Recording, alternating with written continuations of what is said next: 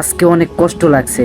যখন নামাজ পড়া বাইরেছি তখন ভাই কাউরে দেখতে পাই নাই।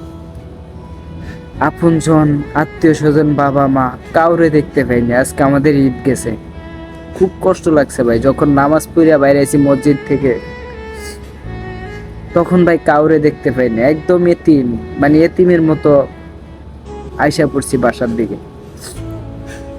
খুব খারাপ লাগে আসলে ভাই, প্রবাসীদের জীবন এত কষ্ট, মানে বইলা বোঝানোর মতো না। ঠিক আছে, অনেক খারাপ লাগছে। বাংলাদেশে থাকতে নামাজ পড়া বাইরে এলে মনে করেন ঈদের দিন আত্মীয় স্বজন পরিবার সবাই দেখে সবার সাথে কোলাকুলি করতাম, সবার সাথে কোলাকুলি করে। আর আজকে ঈদ গেছে এই জায়গায়, জীবনের প্রথম দুইটা ঈদ পার করলাম, আত্মীয় স্বজন বাবা মা কাউরে দেখতে পাইনি।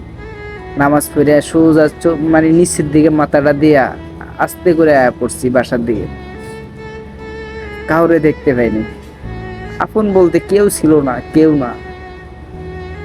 প্রবাস জীবন এতটাই কষ্টের।